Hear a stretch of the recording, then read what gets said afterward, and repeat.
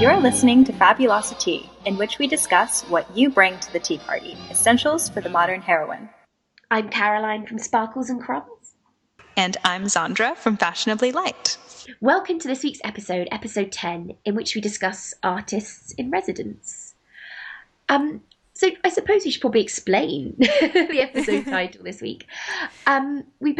We're both inspired a lot by various artists and writers, and people who have created beautiful things. And I've always kind of loved the idea of going to places where they've lived and worked and were inspired by, and kind of soaking in their atmosphere and trying to get some of their genius.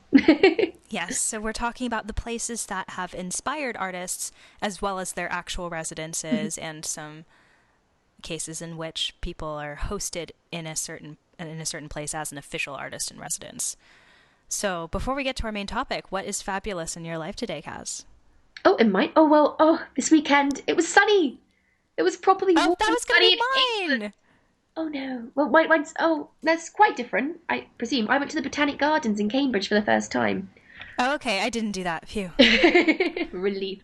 I lived in Cambridge for 5 years, and I've never been to the Botanical Gardens, which are these famous gardens, a little bit out of the centre slightly, and they're just beautiful.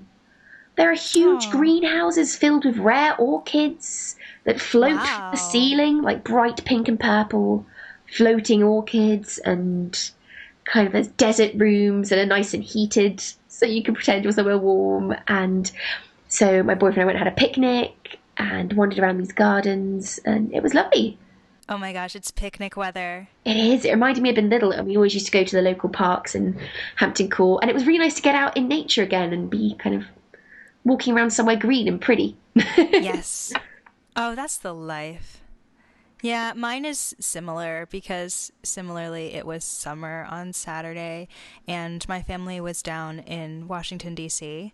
visiting family, and my aunt took me to D.C. I'd never been to Georgetown before, so we did some walking around and window shopping, and I saw the big Martin Luther King statue that's brand new. Washington is the greatest place for monuments and memorials.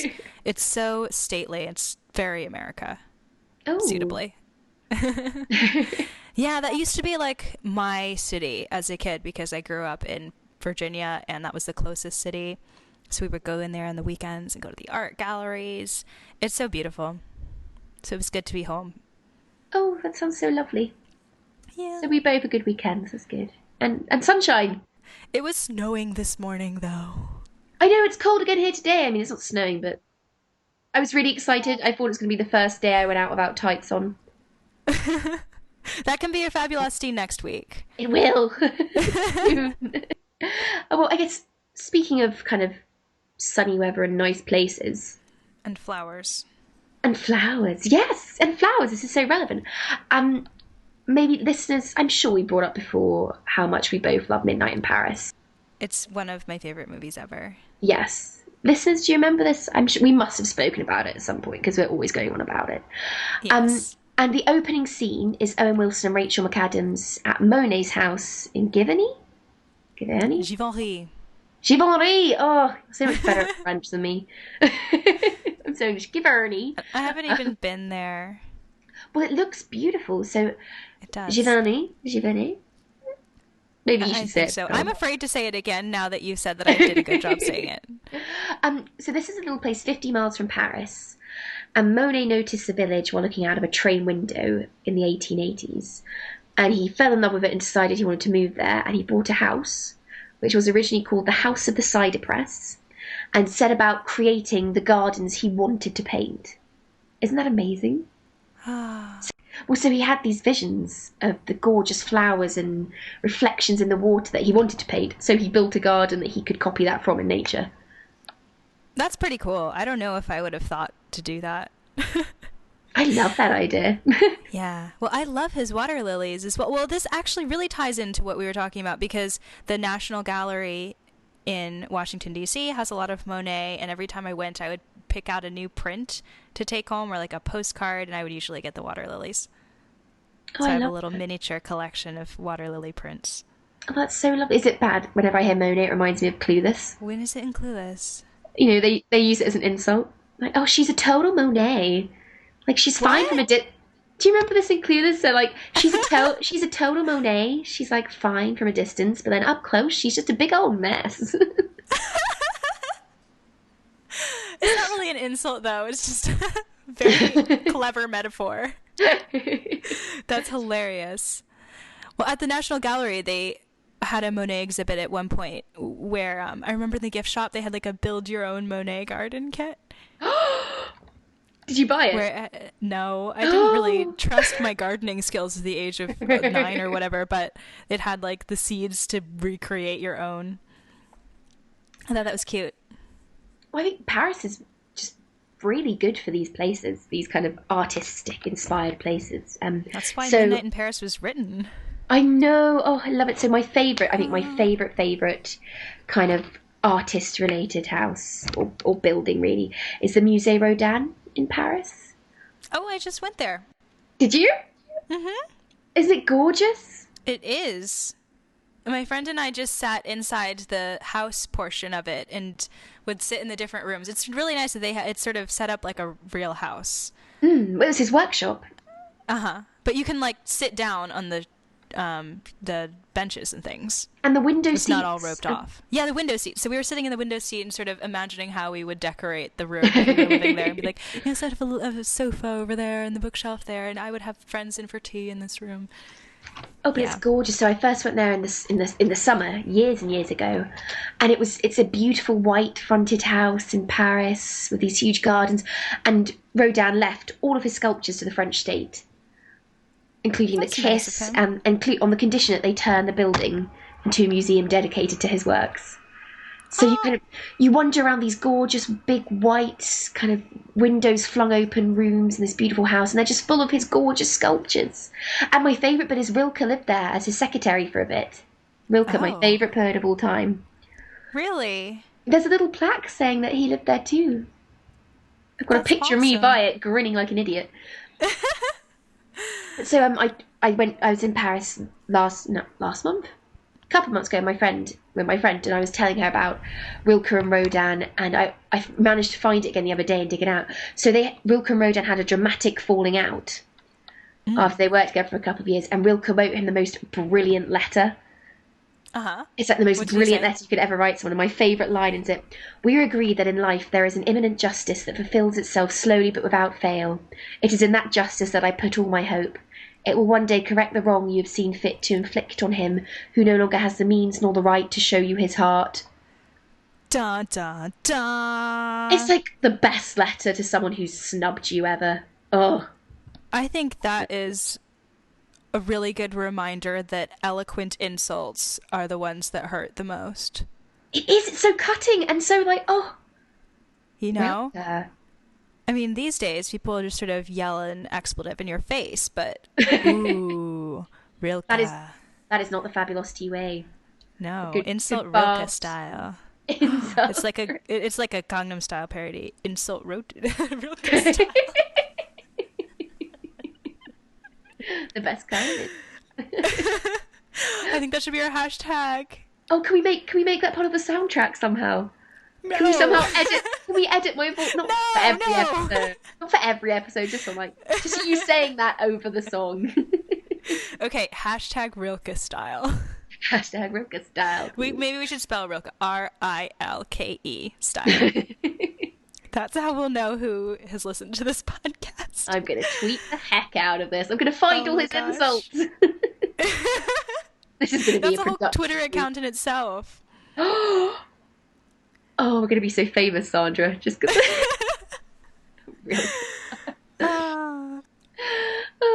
But another amazing was the Hemingway bar at the Ritz, which was closed in Paris. So I really love John Baxter's books. He writes a lot about Paris, and I think I mentioned his book about the most beautiful walk in the world in our episode on the benefits of a stroll. But he's written some other great ones, like We'll Always Have Paris, Sex and Love in the City of Light. And one of the great things about his books is you really get the sense that, because he's a writer and he loves all these old figures of literature, and he writes about, walking around every corner and feeling like you were you could reach back in time and touch Fitzgerald and Hemingway and Gertrude and Stein because they were living and working right there. And it's very like Midnight in Paris in a way. You that know? is exactly the premise of Midnight in Paris. Yeah, like, that he loves word these for writers. word. And because he's in this magical place at the right time, he can slip back and be with, I you know... wonder if Woody Allen read that. I don't know. Well, I just love the line where he's to like Rachel McAdams, you can fool me, but you can't fool Hemingway. Oh, I want to watch it again now.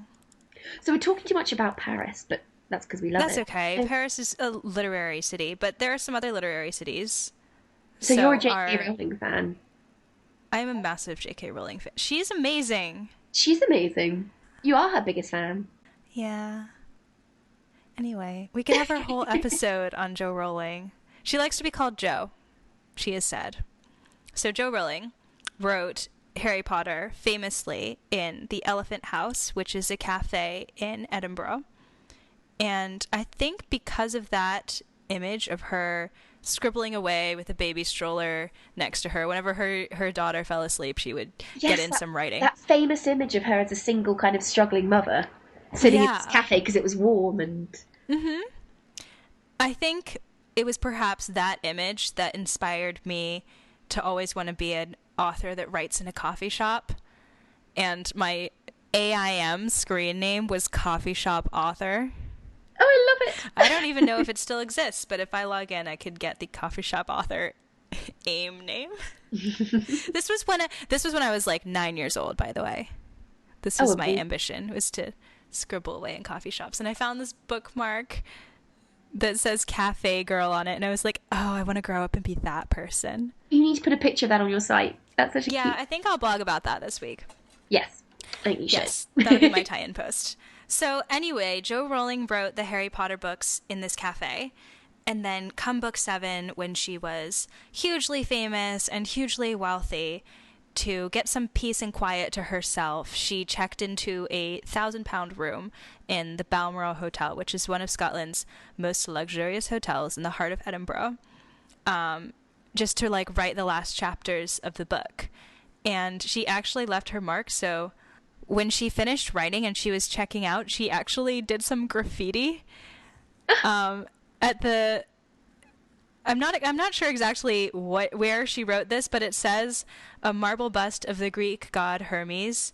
It says she scribbled on the bust, but I don't know if she was like allowed to do that or whatever. But she wrote, J.K. Rowling finished writing Harry Potter and the Deathly Hallows in this room 552 on the 11th of January 2007, and they swiftly took the bust away and put it in a clear case and put it back.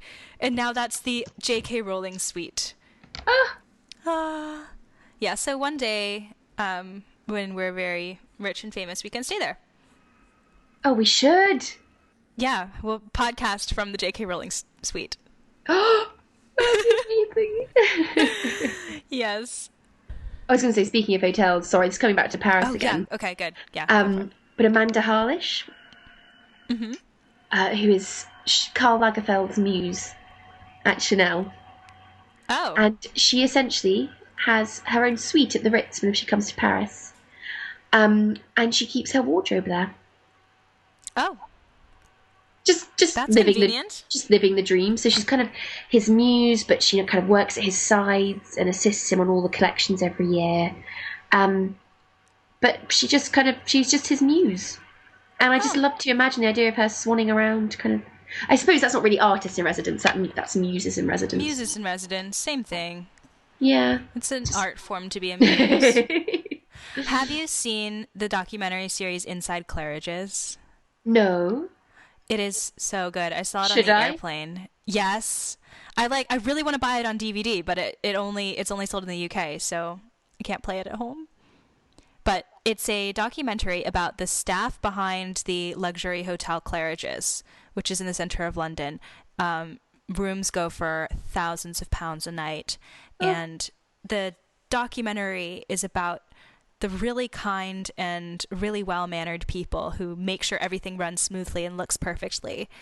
And it's just extraordinary, on one hand, seeing like how extravagant this place is, and then also just understanding the people behind it and the work that goes into it. So the reason I'm mentioning this is because they have an artist in resident, like literally an artist in resident, who right now, I don't know his name, but he is a sketching artist. So when guests stay at the hotel, he can go to their room and do like a portrait of them. Are you serious? That is Yes. amazing. Isn't that cool? So they like fund him. He stays in the empty rooms when people aren't occupying them. He sort of hops around. He's like, oh yeah, this was my favorite suite. And when people care to have their portraits sketched, then he goes and sketches that for them. Imagine literally people being like, what's your job? And you're like, I'm an artist in residence at a 5-star London institution. Imagine just saying you're an artist in residence. That's amazing. Not too shabby. Well, I think that's on the like luxurious end of artist in residence. It is. But we also have like, I'm pretty sure universities have similar things where they host people. Well, I know Shakespeare and Company in Paris often host writers who stay in the little room at the top of the bookshop. No when way. When they come to... Well, this is what... Okay, I don't know if this is true. This is what Ethan Hawke says at the beginning of Before Sunset, my favourite movie. He says, shall I look it up? I'm sure they host writers there because they have the top floor. Oh, yeah. If you are a writer, many people do not know this, but Shakespeare and Company will host you in their bedroom at the top, apparently. Oh my gosh. Yeah. I want to do that. So when people come to give speeches there, they stay in the little room over the bookshop. That should be my life goal. Just for a week while you're in Paris, apparently. We should totally do that. Yeah. Podcasters in residence. There's a similar thing. Have you heard about the Amtrak residency? Well, actually, you're in Britain, so probably not. No. So Amtrak is a train service in the United States. And this New York City-based writer tweeted that she wanted an Amtrak residency. She thought, oh, Amtrak should sponsor writers to, like, ride the train and write because people get inspired when they're on trains. And Amtrak replied to her and was like, yeah, well, we'll need someone to test it out. So can you do that for us? And she did. And it was amazing. So I don't know what has become of that and if they're making it an actual thing, but it was at least a one-time thing. That's wonderful. See, I love that. I love the idea that it can be the two extremes, you know, these palatial homes in Paris and these £1,000 a night hotel suites, or a train. Yeah. It's sort of like our brunch episode. Where like you can have a really extravagant brunch with lots of different options and super upscale and everything, or you can have a quiet brunch that you just cook at home with your friends, and both are equally valid options for a lovely brunch. And equally artistic. Equally artistic. Well, so so speaking of kind of, you know, the less kind of glamorous, flamboyant end of things, you're, as an Oxford girl, the Inklings. Oh my gosh, yeah. So you as a C.S. Lewis fan will appreciate this. There's a pub called the Eagle and Child in Oxford that hosted the Inklings, which was an informal writing group formed by C.S. Lewis and J.R.R. Tolkien. They were, I'm quoting the Wikipedia page now, they were literary enthusiasts who praised the value of narrative in fiction and encouraged the writing of fantasy, which is just great. And they would read passages from their writing. So Tolkien was working on Lord of the Rings at the time. And they would just comment on each other's writing and have some drinks. And one of the things that they did was they had competitions to see who could read the notoriously bad prose of Amanda McKittrick Rose for the longest time without laughing. That's so mean. So it was just like a literary writers book club at the pub. It's fabulous. Oh, I love that. Yeah. I love that idea. I just love the idea of them all sitting around with their pipes. Yeah. In their totally what they did. In their tweeds Yeah. by the fire. So it's, which is, you know, very different to, you know, perhaps Monet painting his flowers or Amanda Harlish swanning around the Ritz. But, Right. you know, all different kind of incredibly creative, fabulous people. And we need to go visit the Eagle and Child when I next come to Oxford to see you. We do. Yeah, we need to have Oxford Part 2. Oh, that's amazing. I'd love to visit. Oh, C.S. Lewis. Anyone who can create Narnia. So when we were thinking about this episode, we wanted to talk about how you can apply this to your lives, since our tagline is what you bring to the tea party. So how is this something that you can bring to the tea party? Artist in residences, yeah. Artists in residencies. It's such a long word. So I find space to be incredibly important when I'm thinking about artistic things, and that's one of the things that, like, probably the most important thing that attracted me to Oxford, is realizing that it was the birthplace of so many fantasy worlds, and that so many writers before me had, met in pubs and scribbled on their notepads and lengths of parchment, even, to sort of have that legacy backing me up. We haven't even talked about Lewis Carroll and Alice in Wonderland as well, but it's endless in Oxford. So what do you think? I agree. I love the idea of going somewhere with history, where incredible people have lived and worked and made their projects beforehand. But also, I think it can, in the way these people found their places where they felt comfortable and able to create things, even Monet completely creating his own space in order to make his works of art, this idea that you can shape your own space and find your own little corner of the world and make it your own, and make it somewhere where in maybe 100 years people will come back and say, oh, Xandra wrote here. Can you believe it? Yeah, it's really nice to have both ends of the spectrum, like creating something new and building upon a legacy of something that already exists.